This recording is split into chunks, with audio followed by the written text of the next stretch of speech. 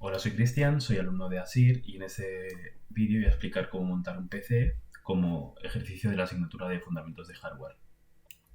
Para este ejercicio he utilizado un PC antiguo que no lo utilizo, el cual no funciona por un problema con la fuente de alimentación, pero que bueno, para el caso de uso nos va a servir. En primer lugar, yo utilizaré unos guantes de protección contra descargas electrostáticas. Estos siguen la norma N16350. De lo contrario, podríais colocar todos los dedos en una superficie metálica o utilizar una pulsera antiestática. Esto es importante porque nosotros mismos podríamos dañar nuestros componentes. También es importante contar con un juego de destornilladores, en mi caso son de precisión, con diferentes puntas, y esto luego nos ayudará pues, a montar o desmontar el PC. Eso es una caja Knox, la cual vamos a proceder a desmontarla para acceder a su interior y comenzaremos quitando los diferentes tornillos de las placas laterales y acabaremos quitando el frontal para poder llegar a instalar los ventiladores.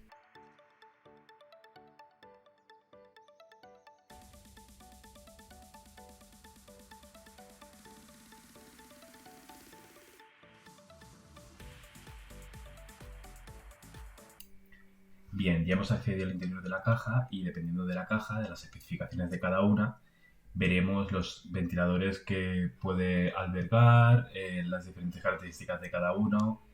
En el caso de esta, tiene dos frontales, uno superior y otro posterior de 12 centímetros y en el lateral uno de 20 o dos de 12 también. La idea es conseguir un circuito de refrigeración óptimo para la correcta ventilación de todos los componentes. Aunque existen diferentes configuraciones del circuito, este es un modelo que se considera ideal. Es el que va de delante hacia atrás y de abajo hacia arriba.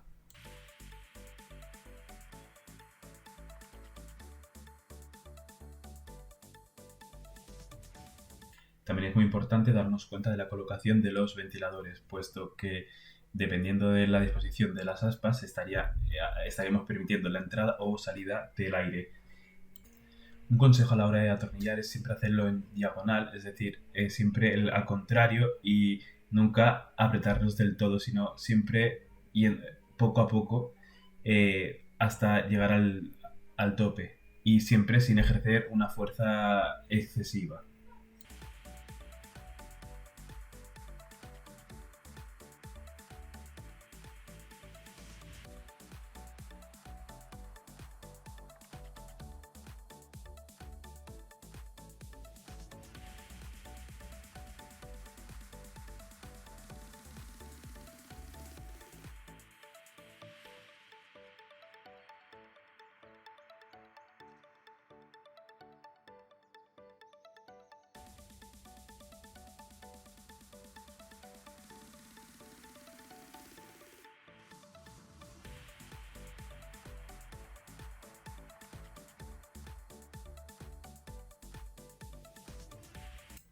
Un truco a la hora de instalar componentes que iban cableados es fijarnos por qué lado sale el cable y hacia dónde tienen que conectarse.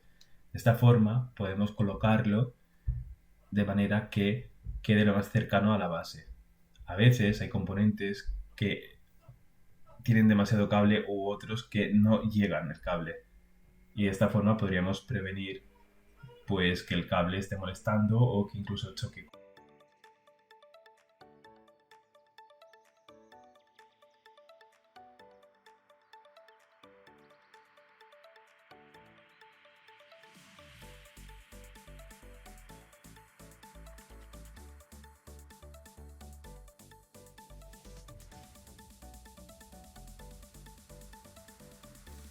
Ahora toca el momento de la instalación de la placa base. Este es un modelo micro ATX. La caja ya tiene las muescas para ambos modelos, para una ATX normal y para el micro. Lo primero que tendremos que tener en cuenta es encajar la parte de las entradas y salidas de la placa y después con mucho cuidado la collaremos a la caja. Iremos colocando los tornillos de la forma que os he comentado antes.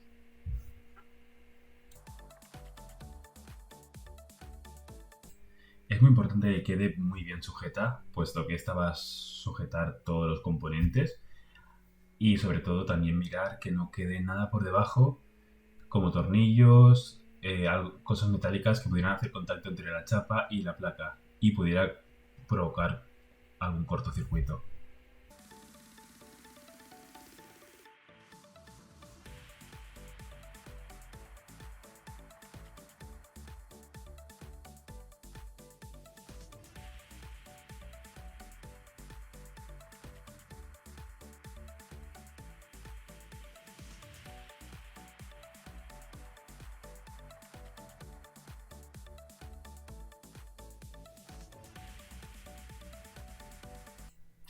Lo siguiente que vamos a instalar es el procesador o CPU. La CPU, unidad central de procesamiento, o coloquialmente conocido como el cerebro del ordenador, es el componente principal que ejecuta las instrucciones de los programas. Es responsable de realizar operaciones aritméticas, lógicas y de control de los datos que se encuentran en la memoria del sistema. Este es un i5 de Intel y aunque tiene unos años, es decir, de generaciones anteriores, se conecta de igual forma que los de ahora. Eso no cambia. Tenemos el socket de la placa base con los pines y aquí es donde se ajustará el procesador. Mucho cuidado a la hora de colocar el procesador porque los pines del socket son muy delicados y se doblan con facilidad. Si se llegan a doblar podría provocar un cortocircuito y quemar el chip. Para ayudarte, los procesadores llevan unas moscas para que puedas encajarlo con el socket. Aquí tenemos el disipador que se encarga de extraer la calor del chip mediante un conductor, la pasta térmica, y por encima distribuirla a través del ventilador de la CPU. Ahora vamos a aplicar la pasta térmica entre el procesador y el disipador. Utilizaremos el dosificador para extender la pasta de forma uniforme desde el centro del procesador. Esto creará una película conductora entre este y el disipador. Con las pastas térmicas suelen venir unas toallitas de alcohol isopropílico para limpiar las superficies del procesador y del disipador antes de aplicar.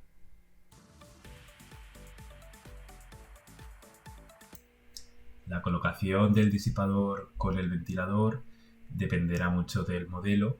En este caso es uno muy simple que solamente con apretarlo y dándole media vuelta ya queda sujeto.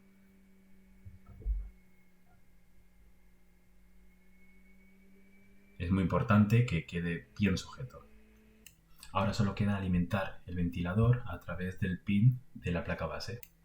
El conector suele estar al lado y llevar el nombre de CPU fan.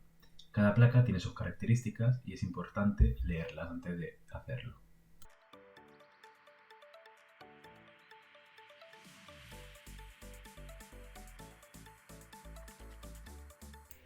Ahora es el momento de instalar la fuente de alimentación. En este modelo de caja y de hecho en casi todas las modernas la distribución suele ser en la parte inferior. Es una distribución para facilitar que otros componentes grandes como tarjetas gráficas, bueno, de una forma que no interfiera y además poder tener la ventilación en la parte inferior.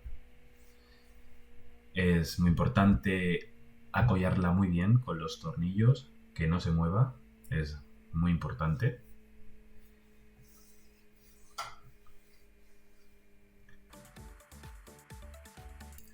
Este tipo de fuente de alimentación general, las de ahora también, las dos conexiones más importantes son dos cables, uno es uno más grueso que cuenta con un conector de 10 pines, que es el que da la corriente, la alimentación a la placa base.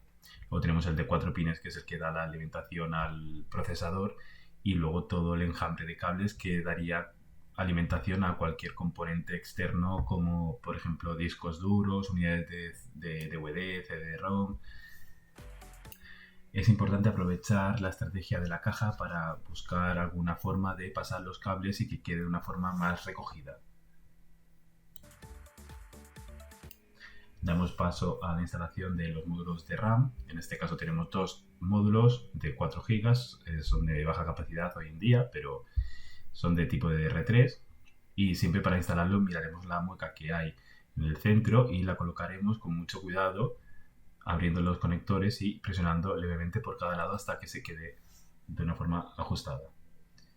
Por otro lado tenemos la tarjeta gráfica, en este caso casi todas van por el puerto PCI Express, la colocaremos igual. Ajustaremos primeramente el componente hacia la izquierda, hacia la placa, y luego la introduciremos con mucho cuidado hasta que encaje y cerraremos el conector en este caso.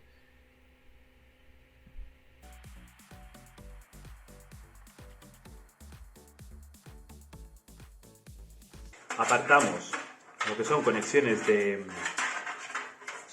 para los discos duros, los SATA y tal.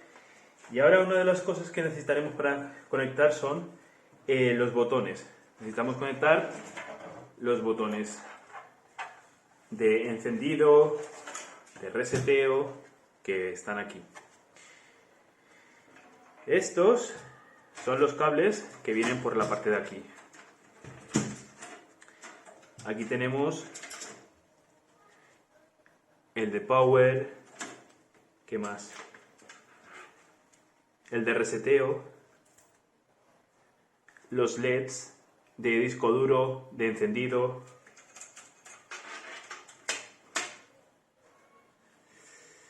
Esto es USB, esto es el audio que nos ofrece la placa base.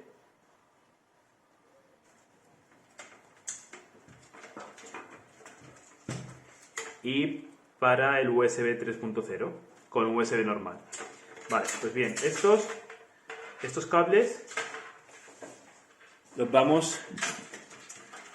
vamos a pasar por aquí para tenerlos en la parte de atrás, si sea más fácil, por la parte de delante. Entonces los pasamos por aquí.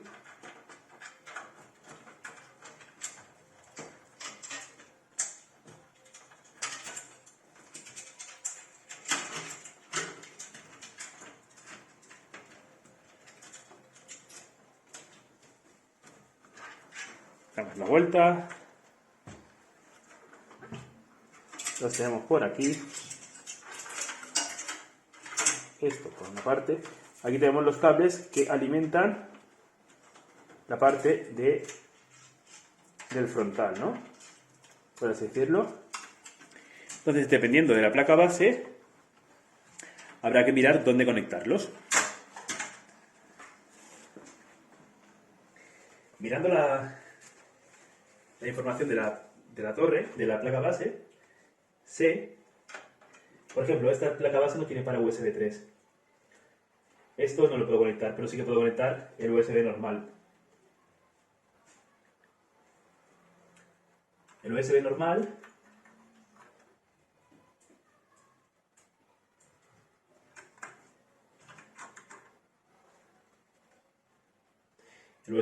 por ejemplo, tenemos aquí para diferentes USBs. USB. Entonces simplemente es ver el pin y conectarlo de forma correcta. Entonces vamos a conectarlos aquí. Vale. Aquí pone USB y van ahí. Por otra parte tenemos los otros USB. Pues estos sería justamente en la otra, por ejemplo. Es lo de menos eso. Nos fijamos en los pines y los ponemos también.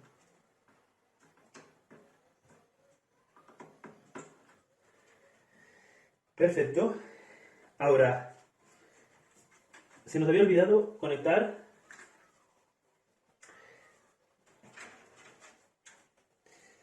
ahí tenemos lo de audio, que la placa estas aquí me está diciendo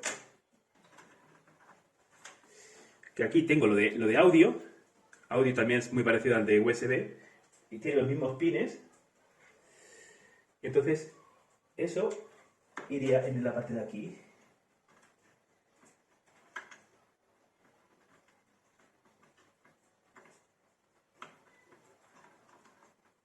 Vale. Por otra parte, faltan los conectores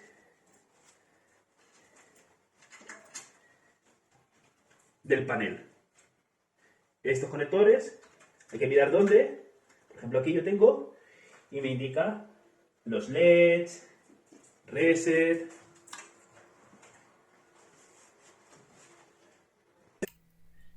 Mirando en el manual de la placa base, en este caso un ASRock, podemos ver cómo los conectores se conectan en los diferentes pines y en qué orden, en qué posición.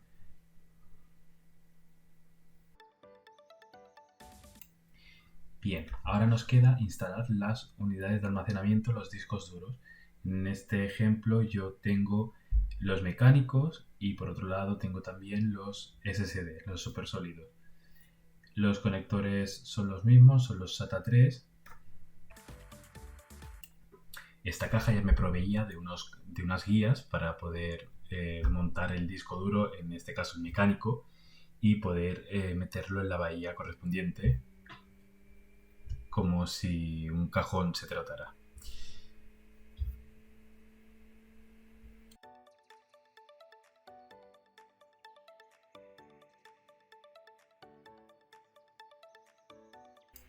Voy a disponer del cable de una forma que me permita llegar mejor a la unidad. En este caso estamos conectando la alimentación que viene directamente de la fuente de alimentación.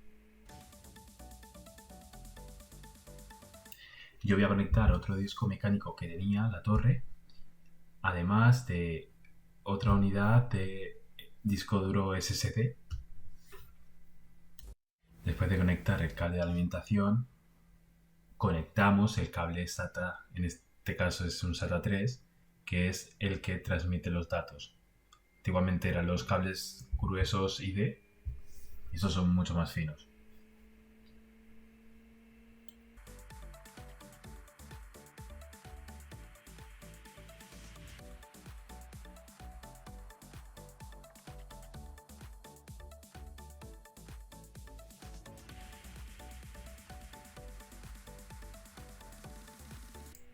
Normalmente solemos tener más de una unidad, entonces estos cables ya vienen puenteados para poder alimentar a uno y alimentar al otro.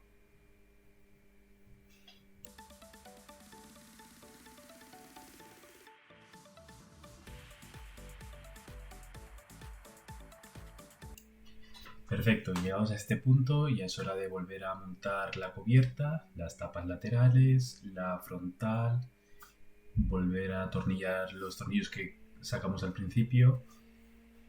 Yo siempre recomiendo que se vayan haciendo pruebas cuando ya has hecho las conexiones, en el momento que hicimos las conexiones del encendido y sabemos que está todo bien conectado, antes de montar todo, conectar la fuente de alimentación a la corriente y hacer las pruebas de que enciende y que todo está funcionando como uno quiere. Bien, llegamos a la parte final y como dije al principio, el ordenador que he estado montando no funcionaba por un motivo de la fuente de alimentación y vamos a hacer la prueba con otro ordenador que sí que funciona. Para poder entrar en este menú, cuando encendemos el ordenador, antes de que se inicialice algo, pulsamos la tecla que nuestra placa base nos permite entrar en este menú. Por lo general suele ser suprimir, F10, F11, F9, F1 en algunos casos. También la interfaz de usuario o cómo se visualiza este menú dependerá mucho del fabricante. En esta pestaña general podemos ver el tipo de procesador que está instalado en este PC, los núcleos que tiene, la memoria que tiene, en este caso RAM. Es un i5 de 11ª generación, tiene 4 núcleos, 8 hilos y tiene 64 GB de RAM. En este otro apartado de la pestaña Main vemos como hay un disco duro de 512 GB SSD. En la pestaña avanzado, en este caso, podríamos ver la configuración de los USB y los periféricos conectados a estos. En este caso hay 2 teclados, un ratón,